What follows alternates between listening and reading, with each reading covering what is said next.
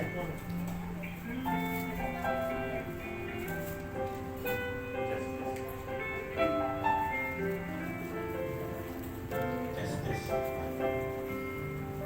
Tuhan, shalom. Selamat pagi Bapak Ibu Jemaat yang terkasih dalam Tuhan Yesus.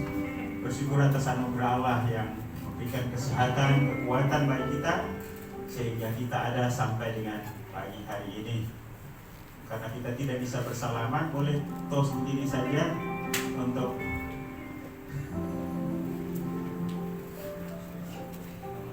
baik. Kita akan menyiapkan hati kita untuk kita memulaikan ibadah kita pada pagi hari ini.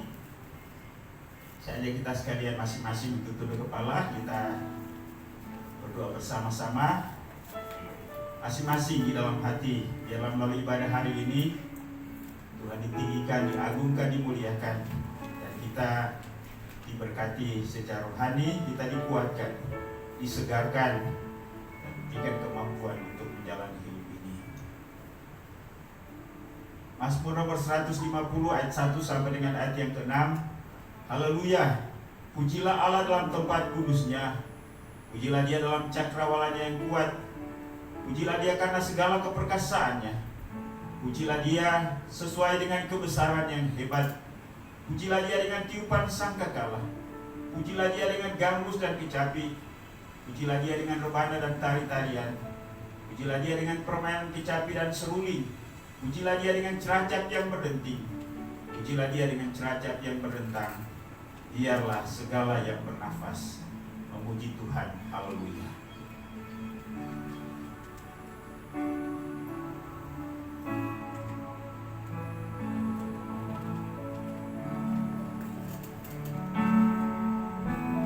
Baik, mari saya undang kita semua berdiri. Kita angkat pujian, katakan mataku tertuju padamu. Biarlah pada pagi hari ini sungguh-sungguh fokus kita kepada Dia, Allah yang besar, Allah yang ajaib, Allah yang agung yang memelihara kita. Oleh karena pemeliharaannya hari ini kita ada. Karena itu dengan sukacita kita memuji dan menyembah Dia. Bila kami pada pagi hari ini Tuhan, kami ingin memuji-Mu, kami ingin menyembah-Mu. Biarlah segala pujian, penyembahan kami naik di hadapan-Mu.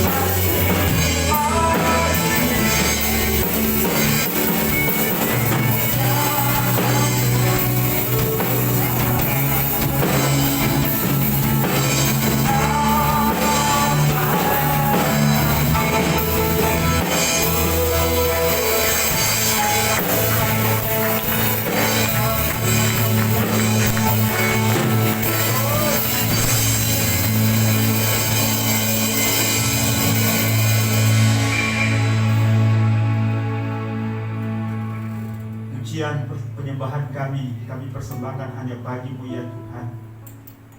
Karena Engkau Allah yang ajaib, Allah yang besar, Allah yang mulia, Allah yang telah menyelamatkan dan memelihara kami sampai dengan hari ini. Kami siap untuk beribadah, kami siap untuk memuji dan menyembah-Mu, kami siap untuk mendengarkan firman-Mu, kami siap untuk mempersembahkan segala sesuatu yang telah kami persiapkan. Biarlah di atas semuanya itu Engkau saja yang dimuliakan. Kami percaya bahwa kami diberkati. Ibadah kami pada pagi hari dari awal pertengahan hingga selesainya, kami serahkan ke dalam tangan kemahakuasaan-Mu. Biarlah jadi untuk kehormatan Bapa, Anak dan Roh Kudus, Tritunggal yang besar. Di dalam nama Yesus Tuhan dan Juru Selamat kami tabiskan dan kami buka ibadah kami pada hari ini. Haleluya. Sama-sama kita katakan amin.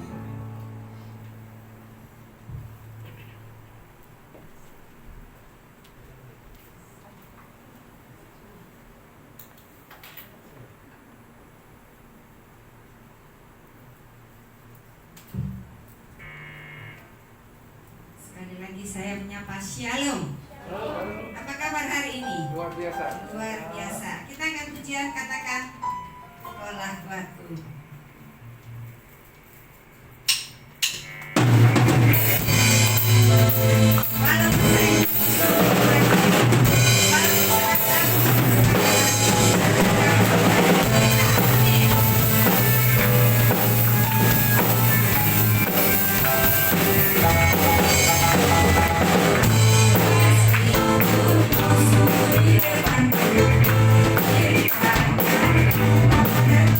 Thank you.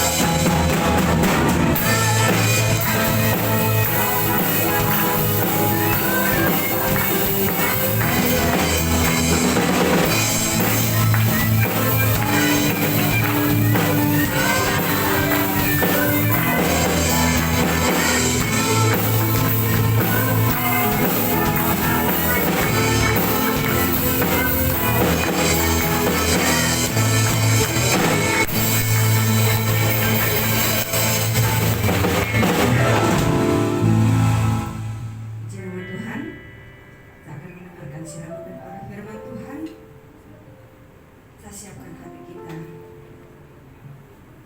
Kita percaya di setiap kehidupan kita, tangan Tuhan tidak pernah meninggalkan kita. Kita gambarkan sebagai sayap Raja Wali yang kuat, yang akan tetap melindungi kita dimanapun kita berada. Apapun kondisi kita, Tuhan tetap akan menjaga kita. Kita angkat pujian ini.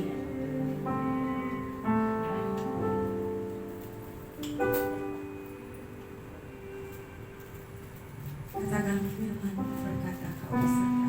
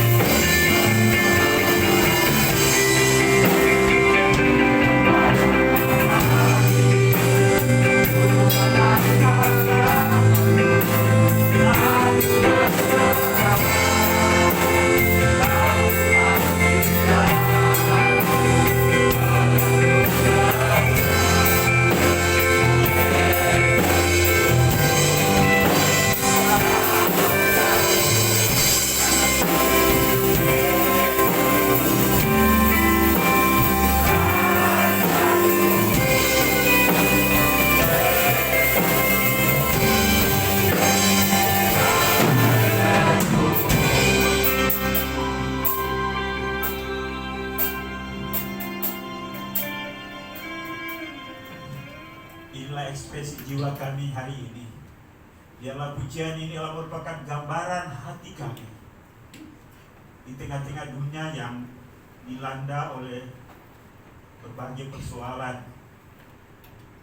Tapi kami sadar bahwa jika kami ada sampai dengan hari ini, semua karena anugerah.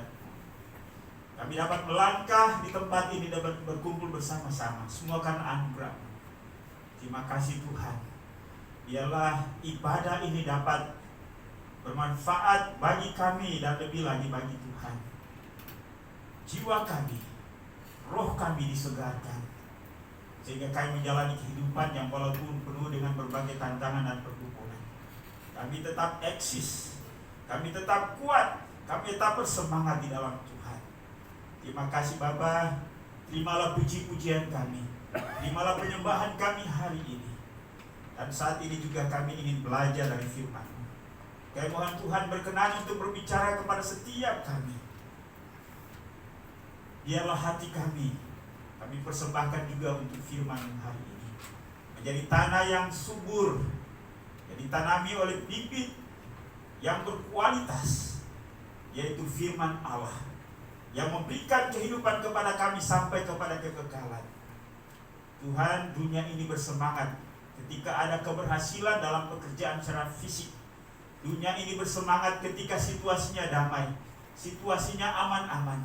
Tetapi walaupun dalam situasi sulit, setiap orang yang percaya kepada Tuhan tetap bersuka cita, karena yakin akan pemeliharaan dan pertolongan-Mu. Terima kasih Bapa. Sekali lagi kami berdoa, biarlah Roh Kudus membimbing kami hari ini, kami mengarahkan hati, pikiran, konsentrasi kami tertuju kepada firman. Setiap roh-roh kegelapan kuasa iblis yang mencoba untuk mengalihkan perhatian kami lari dari firman, kami tengking dan kami tolak di dalam nama Yesus. Hamba-Mu, mari Tuhan sucikan, kuduskan, urapi, sehingga setiap ide gagasan yang keluar dari bibir mulut ini, melalui kata-kata, melalui kalimat-kalimat, dapat mendorong, menggerakkan kami untuk terus hidup dalam firman-Mu. Inilah doa kami siap untuk belajar hari ini. Hanya dalam nama Yesus Tuhan dan Juru Selamat kami, firman yang hidup. Kami sudah berdoa kepada Bapa di surga. Haleluya. Sama-sama kita katakan amin. Baik, silakan duduk. Sekali lagi shalom. Selamat berjumpa kembali pada ibadah hari ini. Sekali lagi bahwa memang kita tidak bisa memungkiri kenyataan bahwa hari-hari ini ya perasaan kita juga sangat tertekan dengan situasi dan kondisi ini.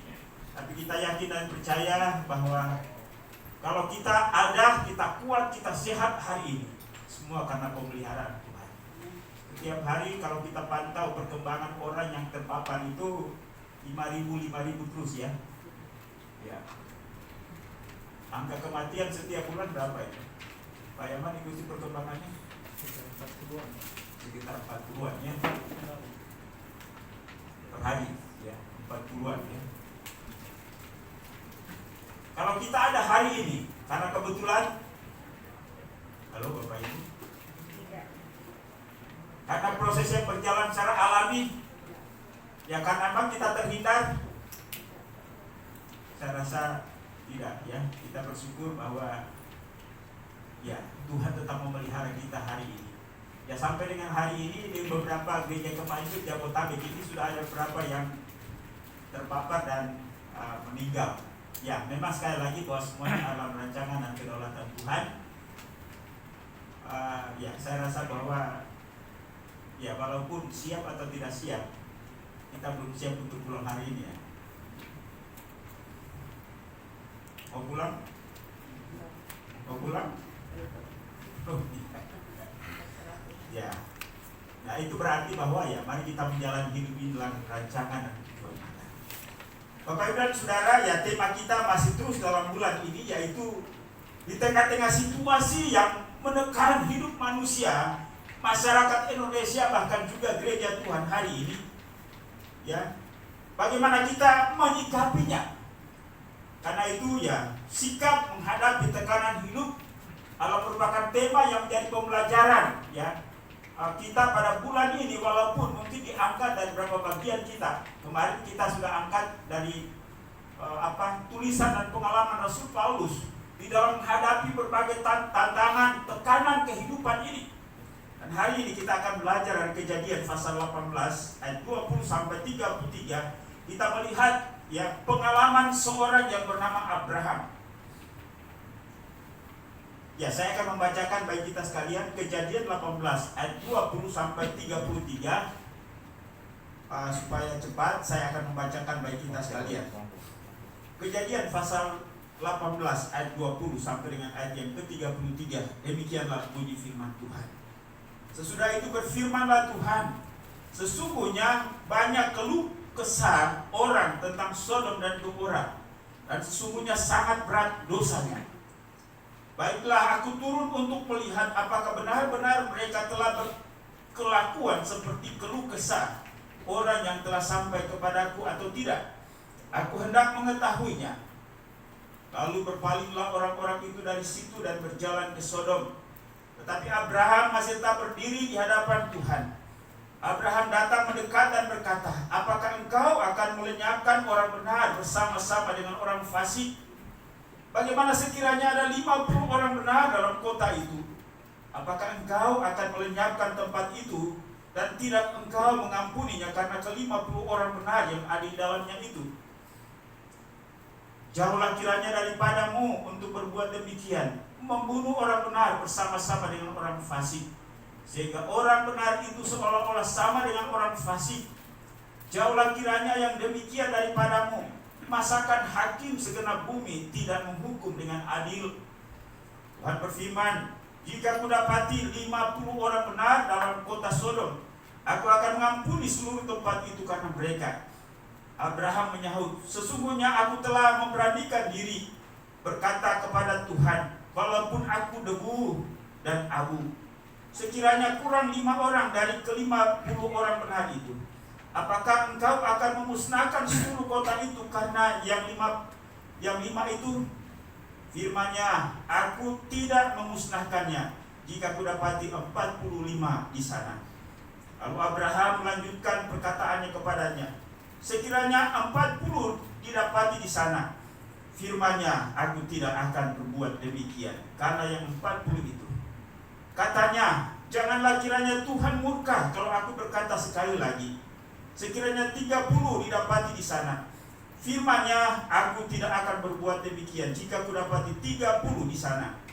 Katanya, sesungguhnya aku telah memberanikan diri berkata kepada Tuhan, sekiranya 20 didapati di sana.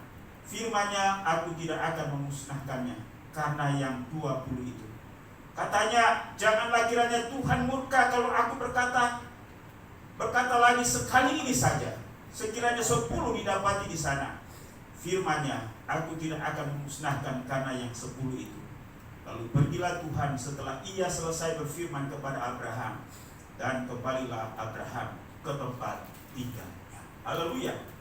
Berbahagialah mereka yang mendengar, memperhatikan firman Tuhan, merenungkannya, dan punya komitmen untuk memelihara dan melakukannya di dalam kehidupannya. Sikap menghadapi tekanan hidup. Bapak, Ibu, dan Saudara yang kekasih dalam Yesus Kristus, bahwa bagian firman Tuhan yang kita baca pada pagi hari ini adalah merupakan kisah pergumulan atau doa syafaat Abraham kepada Allah tentang kerisauannya, kecemasannya terhadap rencana Allah yang akan menghukum kota Sodom dan Gomora karena kejahatan penduduknya. Sebenarnya, ya, mengapa Abraham cemas atau risau tentang rencana Allah yang akan menghukum kota Sodom dan Gomora?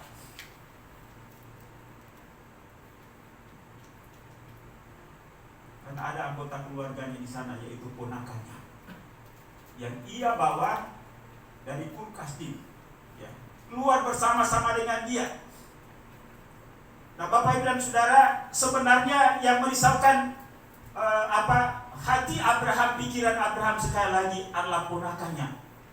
Dan persoalan pergumulan Abraham yang dialami dalam hidupnya tidak hanya kali ini sudah kesekian kalinya semenjak ia keluar dari negeri dan dari saudara-saudaranya. Telah banyak, ya, persoalan pergumulan hidup yang ia alami. Ia dilanda kelaparan pada waktu ia beraih tanah Negev, sehingga ia harus mengungsi ke Mesir. Ketika ia ada di Mesir, ia sadar bahwa istrinya itu cantik. Dan kemungkinan kalau ia ada di sana, jangankan orang biasa, pasti Raja Mesir juga akan melirik istrinya. Nah, itulah sebabnya dia katakan, kita akan ke Mesir, tapi kalau kita sampai di sana jangan bilang, oh istri saya ya. Nah, itu kalau orang Papua yang ngomong ya. Bilang saja, kau adik saya ya. Istrinya bilang apa? Iya aja kata kayaknya istrinya ya. Seharusnya istrinya ngambek kan. Kok gitu sih ya. Kalau ibu ini dibuat Pak Eko gitu gimana? Saya balik lagi. Ya. Oh gitu. Ini sikap Abraham ini apa? Gentle atau Pengecut lah. pengecut ya. Tapi dia bapak orang beriman loh. Ya memang itulah bagian sisi daripada manusia ya. Dia takut juga ya. Jangan sampai ya. Sebenarnya pengakuannya itu untuk dia berpikir untuk menyelamatkan dia ya. Karena kalau mereka tahu bahwa Abraham adalah suami daripada Sarah yang cantik itu, maka dalam pikiran Abraham pasti Abraham dibunuh. Lalu istri itu akan diambil sebagai istri raja. Dan memang benar setelah mereka sampai di sana, masyarakat mulai ngomong ya, bicara. Dan itu sampai ke telinga raja. Ada orang baru loh, cantik. Raja katakan bawa dia ke sini. Ya sudah tinggal di istana ya. Abraham juga diam-diam ya. Sarah juga diam-diam. Dan ada orang ngomong, nanti Tuhan memberi tanda ya. Sampai raja tahu bahwa Sarah itu adalah istri Abraham. Kaget, rupanya di sana mereka punya etos atau etika juga tentang nilai kebenaran ya. Lalu Raja Mesir katakan, apa yang kau lakukan ini? Sehingga mendatangkan dosa yang besar ini ya. Ketika dia tahu, lalu dia dikembalikan. Akhirnya Abraham itu disuruh keluar dari Mesir, lalu ya dikasih bekal ya. Nah Bapak Ibu dan Saudara, sekali lagi bahwa persoalan Abraham ya, di dalam situasi sulit dia juga melakukan kesalahan. Tetapi ini bukanlah sebuah pembenaran bagi kita ya. Ini sikap yang tidak boleh dicontoh ya. Jangan katakan bahwa Abraham saja begitu, apalagi saya kan. Lalu membenarkan kesalahan dengan sebuah contoh dalam Alkitab ya.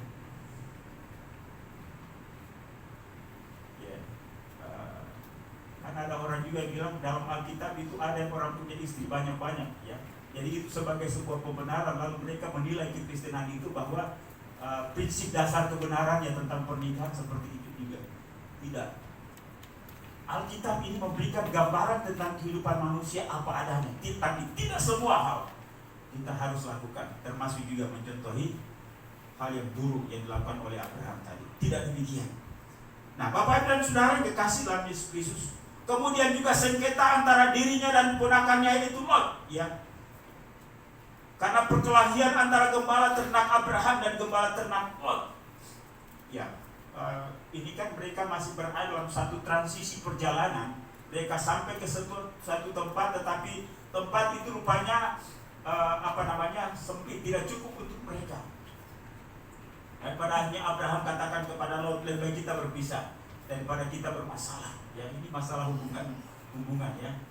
Jadi akhirnya ya pada akhirnya Lot memilih, dan Lot memilih daerah pinggiran kota Sodom dan Gomora ya.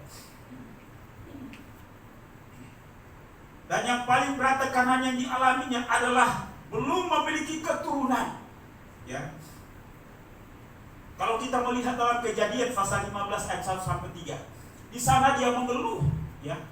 Tuhan, aku akan mati dan aku tidak akan memiliki keturunan, dan pewarisku adalah Eliezer ya, hambanya atau budaknya itu. Padahal Tuhan sudah memberi janji kepada Abraham, keluarlah dari negerimu, keluarlah dari sanak saudaramu, aku akan membuat engkau menjadi bangsa yang besar, keturunanmu akan menjadi bangsa yang besar, keturunanmu akan menjadi berkat bagi bumi ini. Itu yang terngiang-ngiang. Dan Abraham berpegang pada janji itu. Tetapi sampai dengan saat ini janji itu belum juga tertepati, belum juga digenapi oleh Tuhan. Bapak Ibu menanti janji dari Tuhan berapa lama? bertahun-tahun, sampai usia Sarah itu 90 tahun. Kalau seorang wanita umur 90 tahun itu masih memungkinkan untuk melahirkan? Ya, secara medis ya memang sudah tidak bisa lagi. Dan itulah sebabnya Abraham putus asa, ya. Abraham mulai goyah, Abraham mulai bimbang. Ini berbicara dalam kapasitasnya sebagai seorang manusia, tapi itu tidak bisa menjadi contoh bagi kita untuk ikut-ikutan bimbang juga atas satu persoalan atau pergumulan hidup yang kita alami dalam hidup ini. Karena itu sekali lagi, ya, begitu banyak persoalan yang dialami oleh Abraham, dan kini masalah baru yang menghantui pikirannya, yaitu ponakannya Lot yang tinggal di kota Sodom dan Gomora yang berada di bawah ancaman hukuman Allah. Karena itu Abraham bergumul atau berdoa dengan sungguh-sungguh, mengadakan tawar-menawar dengan Allah tentang jumlah orang benar yang tinggal di kota Sodom dan Gomora itu. Ia menawar kepada Allah, seandainya ada 50, apakah engkau akan menghukumnya? Allah katakan, kalau ada 50 orang di kota Sodom dan Gomora itu, aku tidak akan menghukum. Kalau begitu, kalau kurang dari 5 dan 50 itu berarti 45. Apakah engkau akan menghukumnya? Allah katakan, tidak. Turun lagi. Ya. Walaupun dia katakan, walaupun aku debu dan abu, tapi aku telah berani untuk menawar kepada Allah. Bapak Ibu, kalau dalam doa moto seperti ini enggak ya? Kadang-kadang ya. Tapi kiranya itu bukan doa berdasarkan hawa nafsu ya, tapi berdasarkan pimpinan Allah. Turun sampai akhirnya 10 pun juga tidak ada seperti itu. Ya, mereka hanya berapa orang yang terhitung orang benar. Yang dimaksud orang benar itu sebenarnya siapa di sana? Yang pada akhirnya disuruh keluar, berapa orang? Halo Bapak Ibu, cerita ini cerita sekolah minggu kan? Lot, istrinya dan 2 anak, 4 orang. Ya, hanya 4 orang. Jadi tidak cukup 10. Dan Tuhan katakan, kalau ada 10 orang, saya tidak akan hukumnya karena 10 orang itu. Tetapi tidak sampai. Bapak Ibu dan Saudara dikasih, ternyata orang benar yang tinggal di Sodom dan Gomora tidak sampai, jangankan 50 orang, 10 orang saja tidak cukup. Dari kisah atau pengalaman Abraham ini, apa yang menjadi pembelajaran bagi kita dalam menghadapi kesulitan atau tekanan hidup ini? Yang pertama ialah bahwa kita harus memahami dan mengerti serta menerima kesulitan atau tekanan hidup sebagai bagian dari kehidupan yang harus dihadapi. Bapak Ibu sepakat atau tidak? Halo? Memahami dan mengerti serta menerima kesulitan atau tekanan hidup sebagai bagian dari kehidupan yang harus dihadapi. Kadang orang ketika ia menghadapi sebuah masalah, sebuah kesulitan, dia selalu berpikir, dosa apa yang saya buat ya? Apa kita mengalami masalah dalam hidup ini hanya karena dosa? Memang kadang-kadang ada dosa atau kesalahan sendiri. Tetapi saya katakan bahwa tidak semua hal persoalan hidup yang kita hadapi itu karena dosa kita. Mungkin karena dosa berjamaah juga ya. Dosa sebuah bangsa, bahkan dosa dunia ini ya. Tapi orang benar juga mengalami dampaknya. Benar kan? Tetapi sebaliknya juga, kesalehan orang benar, kesalehan kumpulan orang benar bisa menjadikan Allah mengampuni sebuah kota. Ide gagasan itu muncul dari mana? Itu dari doa Abraham tadi. Kalau ada 50 orang, walaupun penduduk kota Sodom dan Gomora itu berapa ratus ribu, tapi kalau ada orang benar di dalamnya, apakah engkau akan mengampuninya? Tuhan katakan, kalau ada 50, maka saya tidak akan menghukumnya. Berarti kebenaran orang benar ya, Tetapi itu ya bukan matematika ya, tapi itu adalah sekali lagi otoritas dan kedaulatan Tuhan dalam menentukan dan menilai apa ukuran ketika Tuhan mengampuni atau Tuhan menghukum. Apakah ini merupakan prinsip demokrasi jumlah? Pak Cesar? Ya.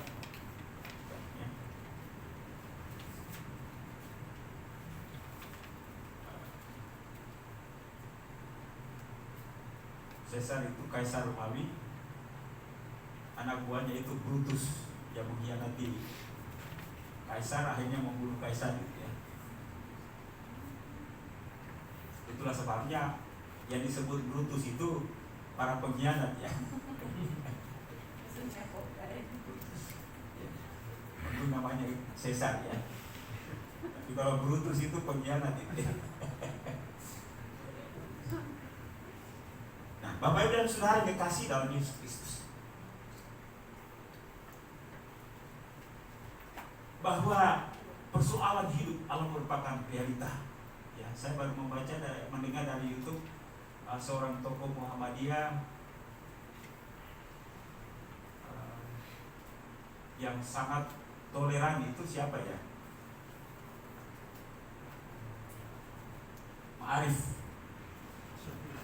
Syarif Ma'arif ya. Dia katakan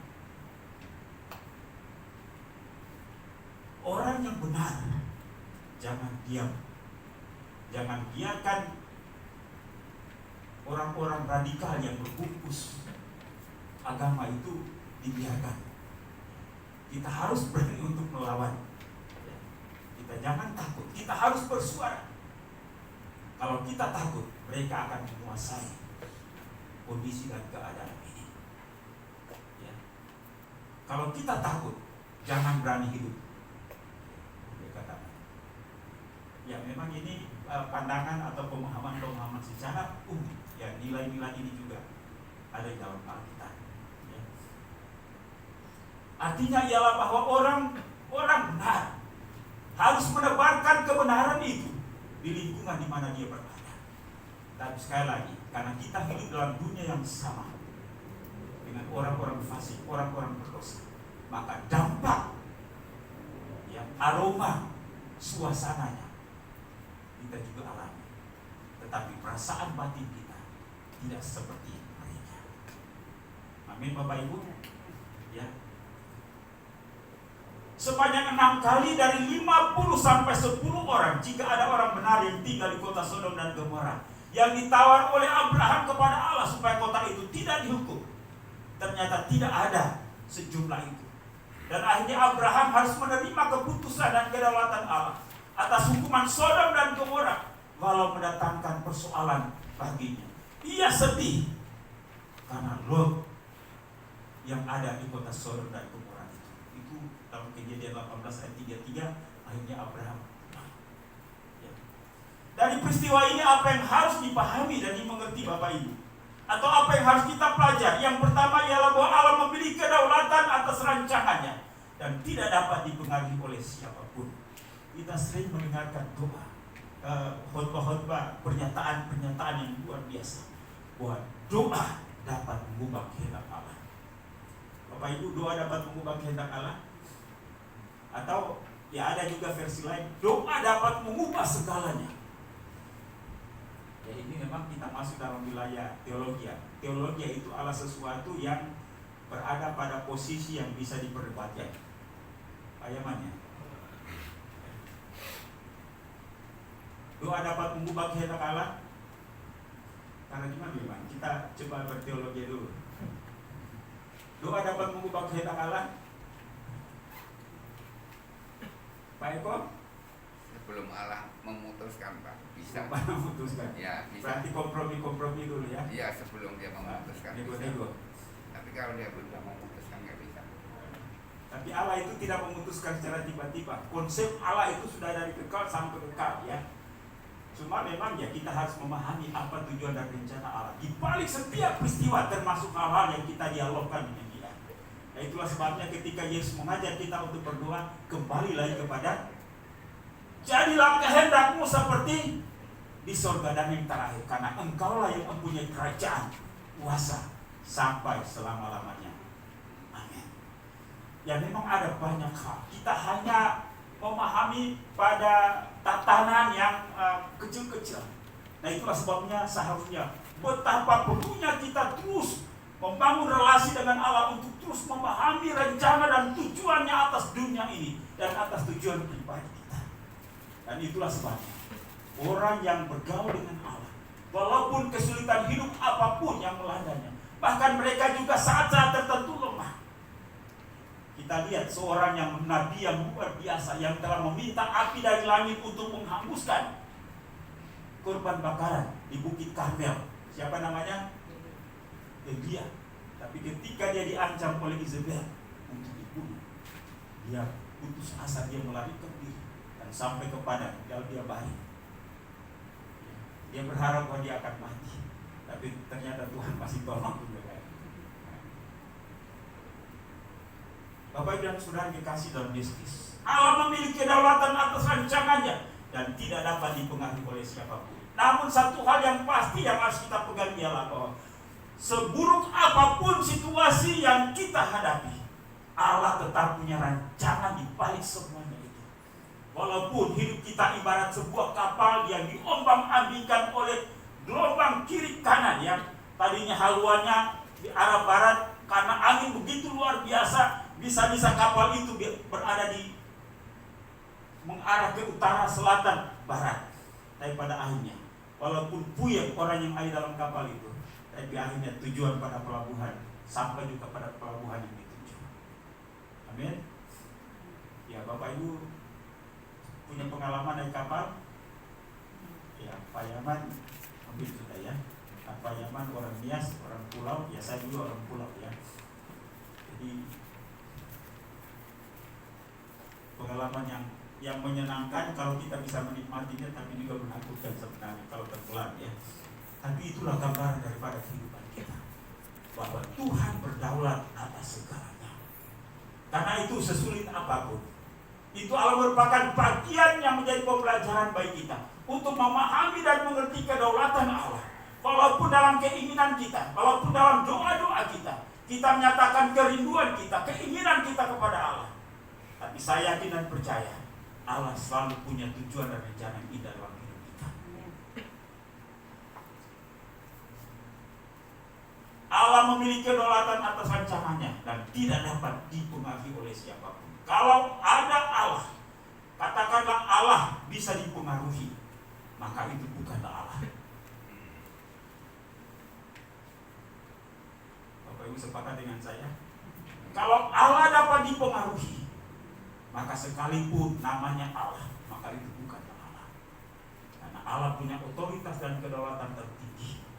Allah bukanlah Allah yang katakanlah bersandar pada demokrasi ya.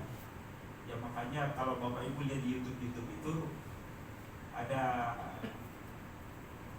Munir ya, Munir, dan dia katakan bahwa Yesus itu diangkat oleh Tuhan dalam konsili di Nicea tahun 30 sekian ya. Banyak orang Kristen yang tidak tahu tentang konsili itu, yang mengangkat tentang Tuhan itu.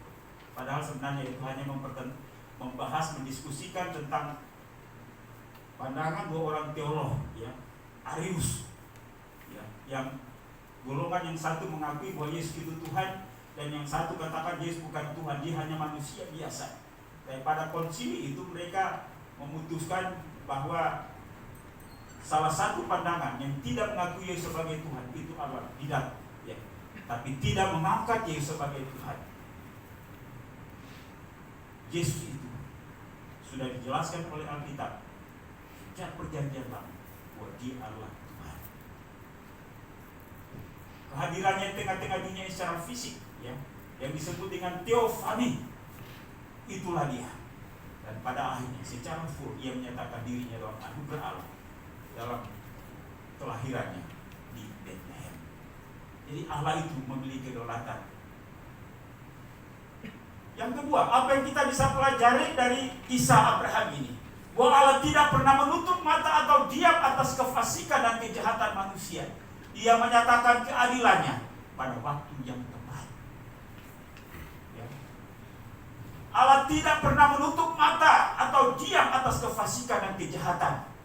Ia akan menyatakan keadilannya pada waktu yang tepat. Itulah sebabnya ini yang menjadi pembelajaran yang seharusnya kita semakin hari semakin tahu Tuhan. Ya. Hari-hari ini kita melihat orang membungkus dirinya dalam agama, ya. Tapi kelakuannya, kata-katanya, ucapan-ucapannya luar biasa. Sikapnya, ya. Saya berpikir orang seperti itu hatinya itu seperti ada harimau di dalam. Setan, Pak.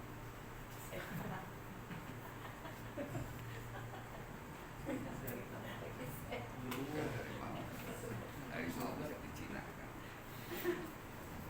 Ya. Nggak ada kata lembut-lembut. Saya rasa ya kalau pendeta yang ngomong begitu, minta ampun deh. Sudah ditinggalkan oleh jemaatnya, ya. Tapi ini masih ada banyak orang yang juga mengeluk-elukannya dengannya itu. Makanya orang bingung mana sih yang benar mana. Ya. Yesus katakan jangan lihat dari khotbahnya, jangan lihat dari kata-katanya, tapi lihatlah dari buahnya setiap hari. Apakah memberi contoh dan teladan? Apakah mengasihi? Apakah ada kelembutan, ada sikap yang baik? Ya. Jangan hanya ngomong ya dia pemimpin agama, dia suka khotbah, lalu itulah yang menjadi patokan. Hancur kita. Tapi ingat, ada satu saat Tuhan akan bertindak. Karena itu ya sesulit apapun penderitaan orang percaya, yakinan percaya, Tuhan tidak pernah menutup mata. Termasuk setiap kesulitan-kesulitan yang kita hadapi dalam hidup ini, termasuk ketika kita setia, kita hidup benar, ya. Ini yang menjadi masalah juga yang saya lihat, bahwa ada dulunya ada orang begitu semangat melakukan kebenaran, firman Tuhan, taat dan setia. Waktu semakin kesini dia mulai kendor, dia mulai berubah, ya. Dulu dia setia untuk itu, dia setia untuk ini, melakukan semua yang baik dan benar. Mungkin orang bosan juga, ya. Apakah ada kebosanan dalam melakukan kebaikan dan kebenaran? Atau ada faktor-faktor X yang menyebabkan sehingga kita mulai luntur? Seharusnya seiring dengan perjalanan waktu semakin hari kita semakin maju. Progres kita semakin hari semakin maju, bukan semakin mundur. Mari kita evaluasi diri kita. Apakah semakin hari semakin setia, semakin hari semakin semangat? Kadang-kadang situasi yang melemahkan kita. Tapi orang benar akan tetap memperjuangkan kebenaran itu dalam hidupnya. Hidup saleh, hidup setia, hidup benar. Allah tidak pernah menutup mata. Ketika kita hidup benar, ada saatnya kita akan menuai kehidupan kita yang benar. Mungkin bukan saat ini, mungkin bukan pada kita, tapi sekali lagi generasi kita, anak-anak cucu kita. Karena itu jangan pernah bosan hidup dalam kebenaran dan kebaikan. Firman Tuhan dalam Mazmur 112 katakan, berbahagialah orang yang benar, angkatannya, generasinya akan diberkati oleh Tuhan. Demikian pun juga orang yang hidup dalam kefasikan, tahu kebenaran tapi tidak melakukannya. Jangan bilang, oh saya hidup saya begini, tapi hidup saya sepertinya lebih daripada orang yang hidup benar, hidup setia kepada firman Tuhan. Ingat, di situasi itu tidak seperti orang katakan makan cabai, makan sekarang pedasnya juga. Ya, kita alami sekarang. Ada anak cucu kita. Karena itu jangan pernah bosan-bosan, jangan pernah mundur dari kesetiaan dan kebenaran kita untuk melakukan semua apa yang Alkitab katakan kepada kita.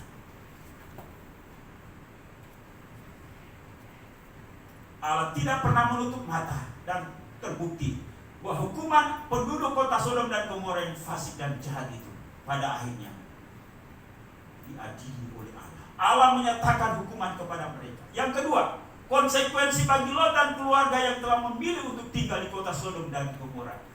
Bapak Ibu, ketika satu saat Abraham katakan kepada Lot, pilihlah kepadamu, engkau mau ke kiri atau ke kanan. Kalau engkau ke kanan, aku ke kiri. Kalau engkau di sini, aku akan ke sana. Dan Lot pada akhirnya mengangkat wajahnya, dan dia melihat lembah sungai Yordan itu subur, dan ada kota yang maju di sana, yaitu Sodom dan Gomora yang gemerlapan. Ya, dalam batas kondisi waktu itu tentunya ialah bahwa tidak seperti hari-hari ini, di mana kota-kota mengalami kemajuan yang luar biasa, tetapi kehidupan penduduknya begitu bobrok. Ya. Nah, itu juga disebut oleh Rasul Paulus dalam Roma pasal 2. Ya. Terjadi homoseksual, biseks, lesbian, laki-laki dengan laki-laki, perempuan dengan perempuan. Kejahatan yang sangat luar biasa. Itulah yang pada akhirnya Lot pilih itu. Dan ketika Tuhan menghukum, ya, Lot dan keluarganya disuruh pergi. Lot, istri dan anak-anaknya cepat-cepat pergi, ya. Jangan berlama-lama, ya. Ini kadang-kadang saya belajar di kata-kata dan kalimat seperti ini, ya. Jangan berlama-lama, jangan terlambat, ya. Karena ada hal yang buruk atau ada hal yang tidak baik yang didapat. Ketika mereka dalam perjalanan, istri Lot menoleh ke belakang. Nah, Alkitab tidak jelaskan, tetapi orang berasumsi bahwa istri Lot menoleh ke belakang, melihat kembali ke kota Sodom dan Gomora itu karena istri Lot melihat hartanya. Saya mau tanya kita sekalian, Bu Sarah benar ya? Kenapa istri Lot menoleh ke belakang, melihat kembali kepada kota Sodom dan Gomora? Padahal malaikat katakan jangan pernah berhenti dan menoleh ke belakang. Tapi istri Lot menoleh. Lot dan kedua anaknya terus lari. Kemungkinan penyebab mengapa istri Lot berbalik ke belakang. Putri? Penasaran. Penasaran. Pasti yang dilakukan Tuhan di belakang saya. Pak Yaman? Yang biasa banyak banget itu apa? Itu mengingat kisah-kisah yang indah. Ingat kisah-kisah yang indah, ya.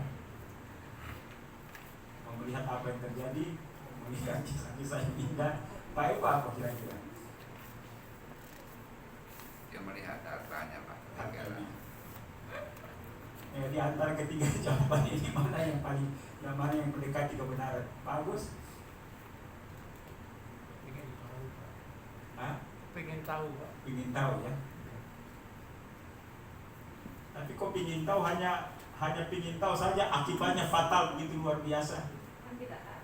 Tidak tahu. Jangan menoleh, ya. Sudah dikatakan jangan menoleh kok masih penasaran. Nggak boleh. Penasaran, ya. Nah, atau jawabannya mungkin bisa juga, ya. Iya, Tidak menurut perintah Tuhan. Atau ya mengingat dia belum mengambil sebenarnya hari itu ada arisan. Arisan piring. Ya. Arisan piring. Itu orang yang mau diuji masih ingat arisan. Atau masih ada orang yang belum bayar utang, ya.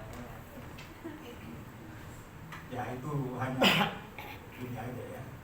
Tapi yang jelas bahwa ketidaktaatan akan mengakibatkan sebuah konsekuensi yang serius. Bapak Ibu sepakat? Tapi banyak hal yang kita tidak taat, ya. Tapi Tuhan toh belum menghukum seperti istri Lot, ya. Tuhan punya kesabaran bagi kita. Tuhan katakan bahwa pasti Tuhan menyatakan keadilannya. Tapi kalau toh Tuhan belum, Tuhan mau supaya kita berubah dan bertobat.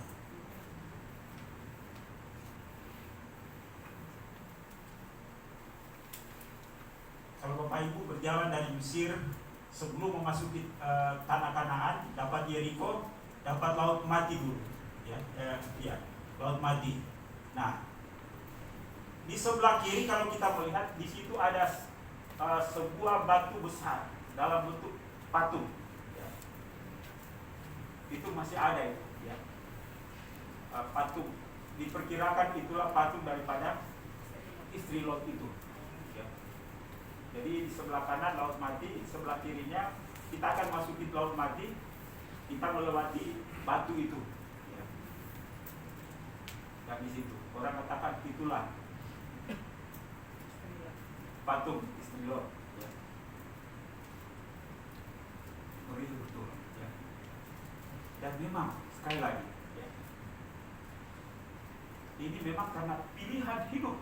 Sekali lagi, pilihan hidup kita akan menentukan seperti apa hidup kita. Dan bukan hanya kita saja, tetapi juga generasi kita. Bagaimana lihat selanjutnya kehidupan Lot? Bagus. Lot sendiri, ya.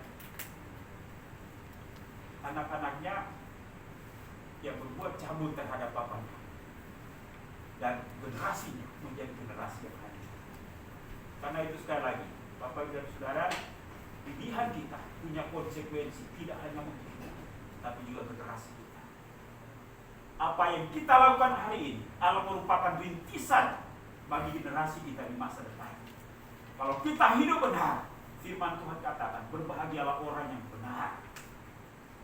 Tapi kalau tidak, sekali lagi, keadilan Tuhan akan dinyatakan tepat pada waktunya. Yang ketiga, yang kedua, bahwa walaupun tidak semua kesulitan dan tekanan hidup dapat terselesaikan dengan doa, namun berdoa dan bergumul dengan Allah adalah harus. Bapak Ibu sepakat? Sekali lagi, walaupun tidak semua kesulitan dan tekanan hidup dapat terselesaikan dengan doa, namun berdoa dan bergumul dengan Allah harus. Kemungkinan Allah tidak mengabulkan permintaan atau doanya tentang Sodom dan Gomora, ya, disadari oleh Abraham. Namun demikian, ia tetap berdoa dan bergumul kepada Allah. Karena pergumulan dan doanya tidak hanya menjelaskan tentang keinginannya, tetapi juga hubungannya yang karib dengan Allah. Amin. Doa Abraham tidak hanya mengatakan keinginannya tentang apa yang ia mau, tetapi juga menyatakan harapan dan imannya kepada Allah. Berharap dan berimanlah kepada Dia. Walaupun tidak ada kemungkinan bagi kita, situasi yang kita hadapi, tidak ada kemungkinan untuk hal-hal yang baik yang kita harapkan. Bapak Ibu sependapat? Tidak ada kemungkinan untuk apa yang saya inginkan. Tetapi berdoalah. Berdoa terus. Karena itu akan menyatakan iman kita kepada Dia. Doa kita juga menyatakan kesetiaan kita kepada Allah. Doa dan pergumulan kepada Allah juga menunjukkan perhatian dan kepedulian kita terhadap lingkungan dan orang lain. Jadi doa kita tidak hanya untuk diri sendiri. Abraham berdoa walaupun ada ponakannya di sana, tetapi kemungkinan besar juga ia mengingat penduduk kota Sodom dan Gomora itu yang begitu jahat yang dihukum oleh Tuhan. Apa perasaan pikiran kita tentang orang-orang yang ada di kota Jakarta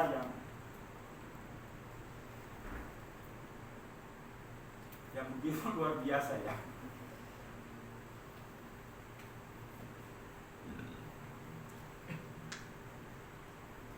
Itu kemarin itu bandara itu macet total, penerbangan delay sampai berapa jam, itu kerugian itu luar biasa. Ya. Bagaimana pikiran dan perasaan kita orang-orang yang membuat kemacetan? Ya, mereka bangga, tapi ada orang kesal. Ya, sikap kita ialah mengasihani mereka, karena mereka tidak tahu apa yang mereka perbuat. Ya, walaupun ada yang mencaci mereka ataupun juga saling mencaci maki, itu tidak benar. Ya, semua ucapan yang keluar dari mulut kita adalah menjelaskan siapa kita. Walaupun ya kita berada bersembunyi di balik jubah, ya, di balik jas yang terhormat, tapi kelakuan kita yang menjelaskan kepada orang tentang siapa kita. Kita hanya berdoa, Tuhan ampuni mereka, kasihani mereka, sadarkan mereka, selamatkanlah mereka. Karena itu marilah kita berdoa dengan bergumul kepada Allah dalam keadaan apapun juga. Bahkan Paulus katakan, berdoalah setiap waktu. Berdoalah setiap waktu. sekalipun doa kita belum dijawab atau bahkan tidak dijawab.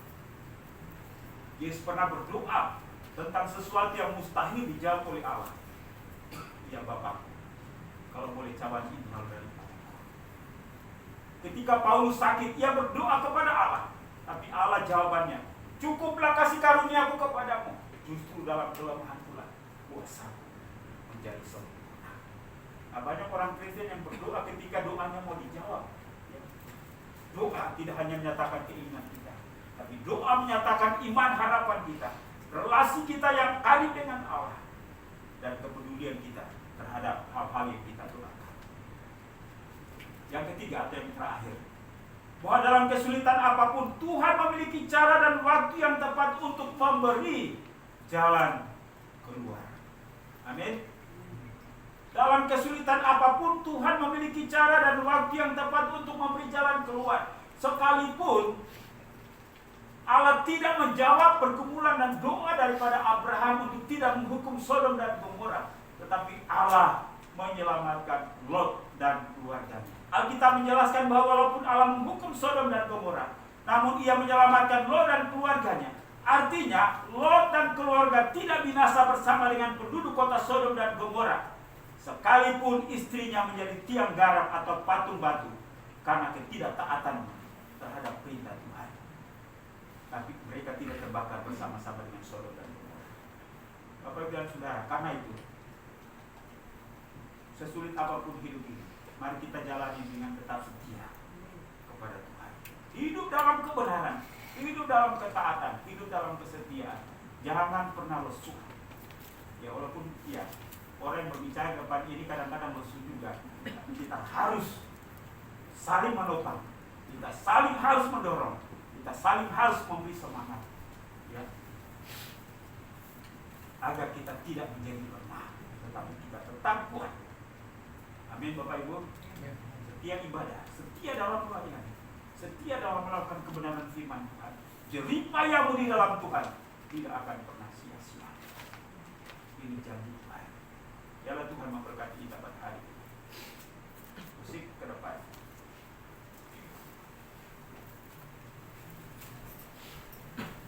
Kita angkat pujian tadi, mari saya ajak kita semua untuk bangkit berdiri.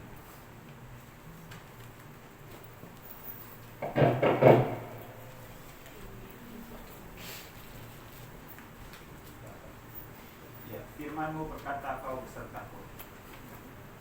Biarlah ini menjadi tekad kita, komitmen kita, pernyataan kita di hadapan Tuhan, bahwa kita tidak akan menjadi lemah. Kita akan tetap kokoh kuat, sekalipun banyak kesulitan yang kita hadapi dalam hidup.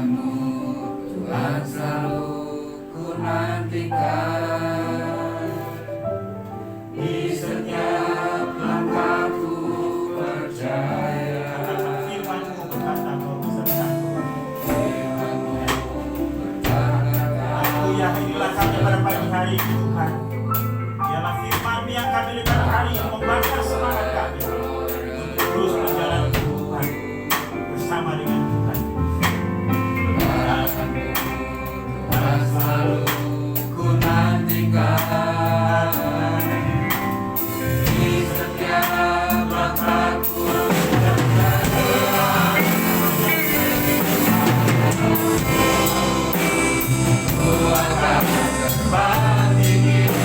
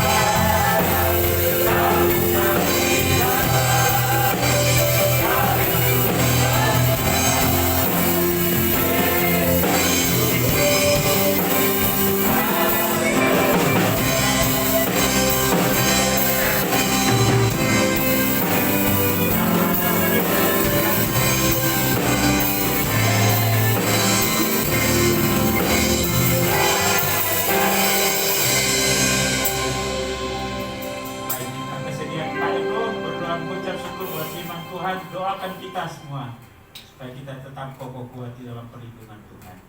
Oh Tuhan, terima kasih banyak Tuhan, anak-anak-Mu di sini hadir karena kemurahan-Mu yang begitu besar terhadap kami Tuhan. Dan firman-Mu sungguh sekali untuk memacu kita untuk berjuang mempertahankan hidup kami masing-masing. Oh terima kasih Yesus. Kami yakin dan percaya firman-Mu itu benar dan memang yakin perlu kita lakukan Tuhan. Terima kasih Yesus, terima kasih. Dan pada saat-saat sekarang memang saat sulit bagi kami semua. Kami percaya anak-anak-Mu akan tetap di dalam lindungan-Mu Bapa. Dan juga kami akan berpikir jernih apa yang akan kita lakukan karena berdasarkan firman yang Engkau berikan pada kami Bapa. Oh sungguh luar biasa. Kami percaya Engkau akan berikan hamba-Mu semakin hari semakin pintar Tuhan, supaya kami boleh menerima firman-Mu dengan baik Tuhan. Terima kasih supaya firman itu akan tumbuh di dalam hati kami dan kami bisa melakukannya apa yang Engkau perintahkan pada kami. Kami yakin bahwa saat ini Engkau telah lindungi kami semua. Terima kasih Yesus, terima kasih. Dan kami pun berbahagia karena kami memiliki Engkau, Allah yang hidup, Allah yang berkuasa, Allah yang punya otoritas tinggi, Allah yang kaya raya. Terima kasih Yesus. Kami percaya kami tidak akan kekurangan apapun pada saat-saat yang kayak gitu. Terima kasih Yesus. Kami yakin dan semuanya itu akan kami terima dengan baik Tuhan. Apa yang telah Engkau berikan pada kami anak-anak, kami selalu berjuang untuk membesarkan nama-Mu. Terima kasih Yesus, terima kasih. Semua firman yang Engkau berikan pada kami. Haleluya. Amin. Amin. Terima kasih. Silakan duduk, Tuhan memberkati.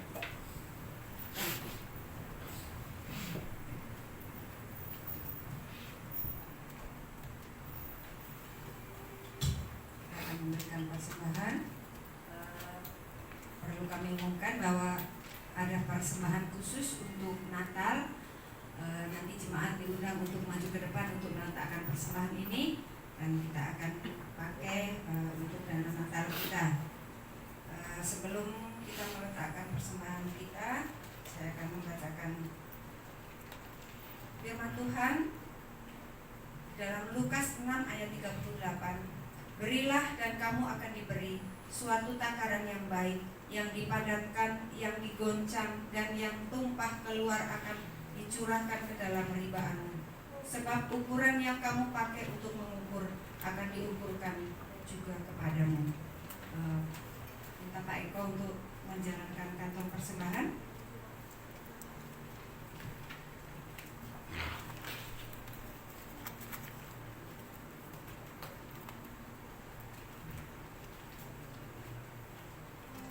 Kita satu dalam doa. Tuhan Allah Bapa kami yang bertata di dalam kerajaan surga, sungguh kami mengucap syukur atas segala kebaikan di dalam kehidupan kami. Tuhan, sebentar kami akan memberikan persembahan pedamati yang Tuhan titipkan kepada kami. Tuhan, biarlah persembahan ini menjadi dupa yang harum di hadapan-Mu. Pakailah persembahan ini Tuhan untuk memperluas kerajaan-Mu. Terpujilah nama-Mu. Kami percaya bahwa setiap anak-anak-Mu yang memberi dengan sukacita tidak akan pernah hidup berkekurangan, tetapi akan hidup berkelimpahan di dalam Tuhan. Terima kasih Bapa. Kami akan meletakkan persembahan ini dengan penuh sukacita di dalam nama Tuhan Yesus. Haleluya. Amin. Kita angkat pujian di dalam buku Kemenangan Iman nomor 273, berdekat padamu. Yesuslah yang kumiliki, yang tiada tinggalkan.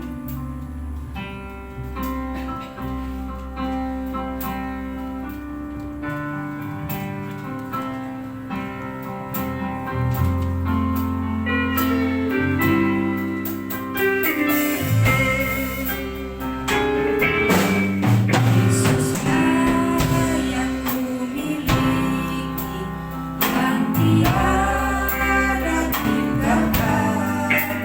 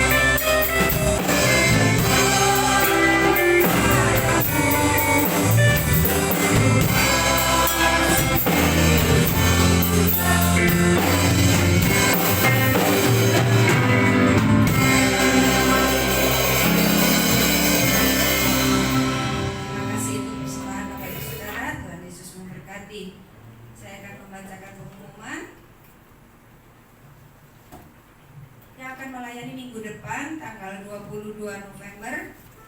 Firman Tuhan akan dilayani oleh Bapak Gembala, puji-pujian akan dipimpin Ibu Wahyu, singer Claudia dan Catherine, kolektan Bapak Radiman, multimedia Krisli, musik tim Margeria, Aser Ibu Wahyu.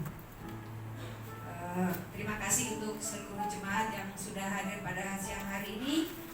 Dan terima kasih terutama kepada Bapak Gembala yang sudah menyampaikan firman pada siang hari ini.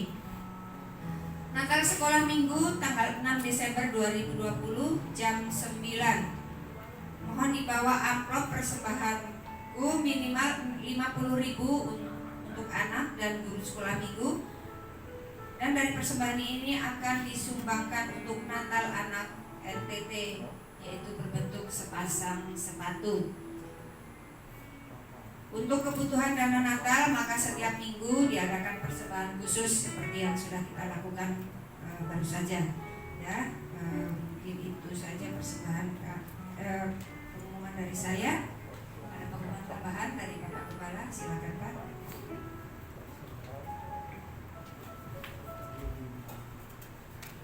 Baik, tidak ada pengumuman tambahan. Sekali lagi terima kasih untuk kehadiran kita pada hari ini. Tuhan Yesus memberkati. Baik, kita akan menyelesaikan ibadah ini. Mari saya minta sekalian untuk diri. Kita angkat pujian, katakan hormat bagi Allah Bapa, hormat bagi Anak.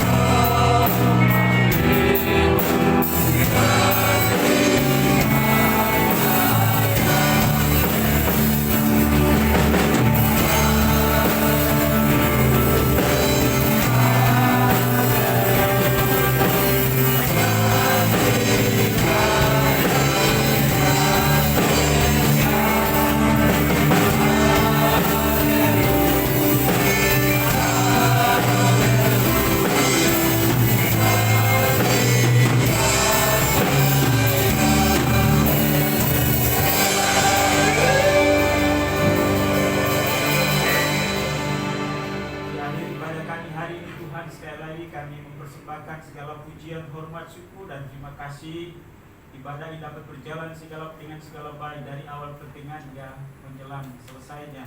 Semua karena pertolongan dan pimpinan Tuhan. Kami yakin dan percaya bahwa semua pujian, penyembahan, persembahan kami hari ini Tuhan menerimanya bahkan dari kesukaan bagi Tuhan. Bahkan Tuhan memberkati kami atas kehadiran dan keterlibatan kami dalam pelayanan ibadah hari ini.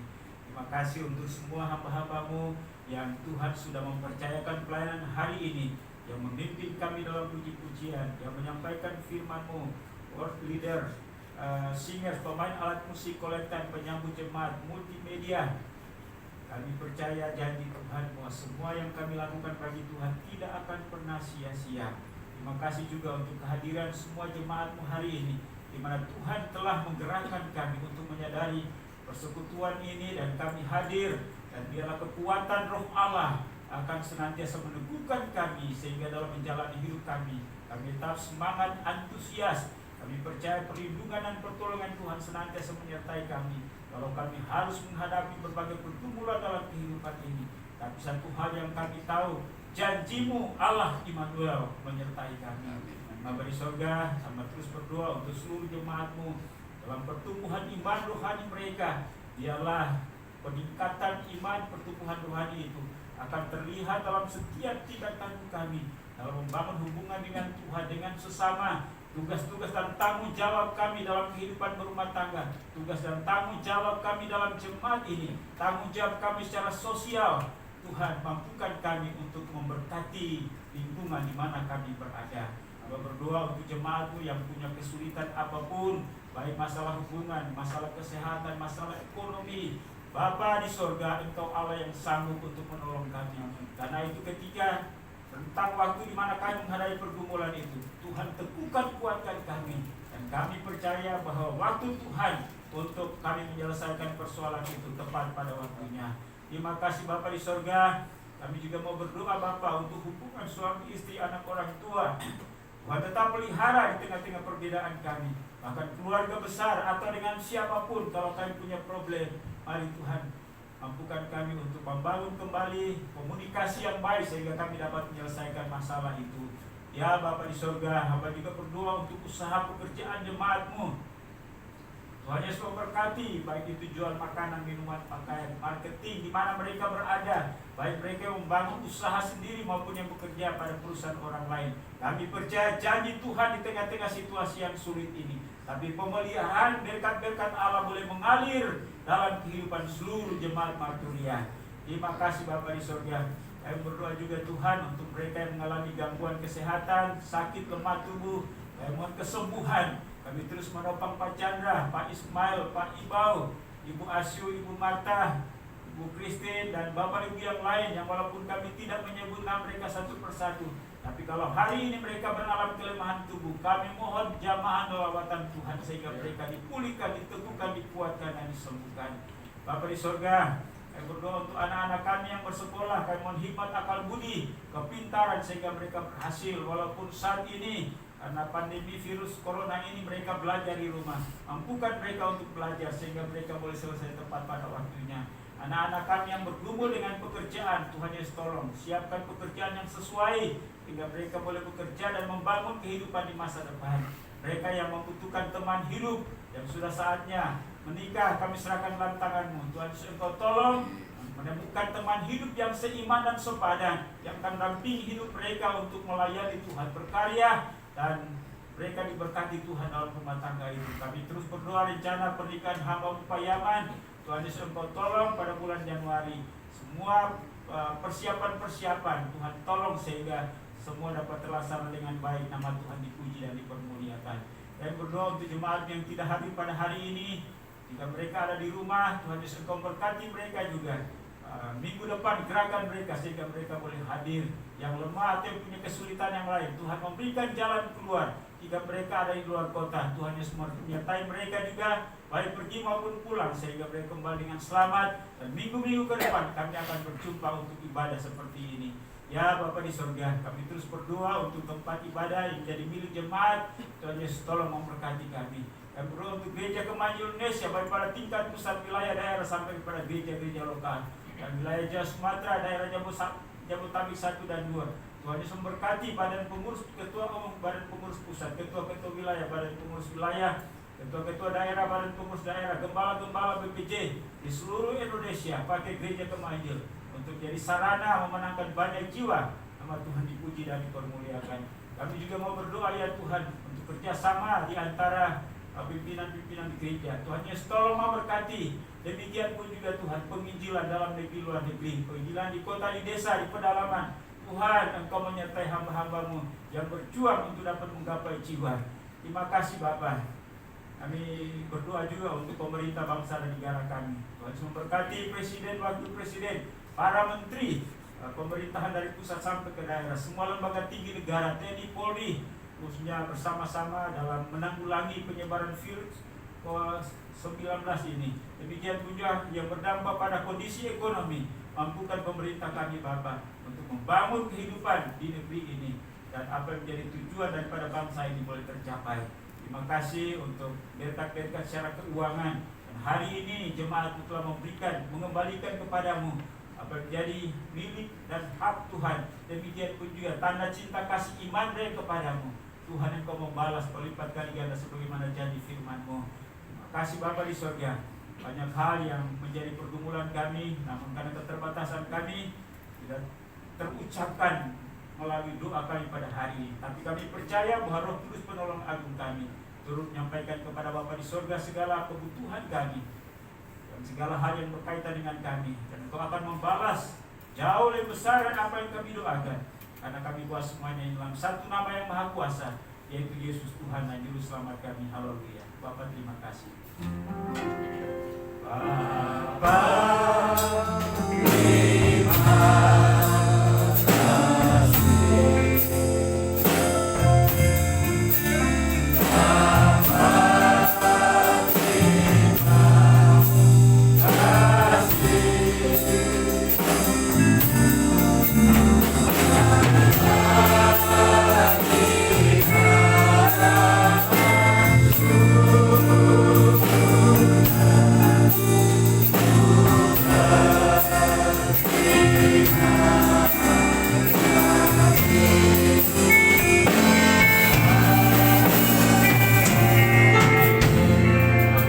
kita akan pulang. Arahkanlah hatimu hanya kepadanya. Apa yang saya sampaikan pada hari ini, terimalah itu, imani itu, lakukanlah itu dalam kehidupanmu. Dan biarlah kasih karunia daripada Allah Bapa, anugerah dan damai sejahtera oleh Yesus Kristus, serta pimpinan penghiburan persekutuan Roh Kudus tinggal menyertai kita hari ini bahkan sampai selama-lamanya. Yesus datang untuk menjemput saling-saling. Haleluya. Sama-sama kita katakan amin. Silakan duduk, kepada kita sudah selesai. Tuhan memberkati sampai kita berjumpa kembali pada kegiatan-kegiatan ibadah yang lain di masa-masa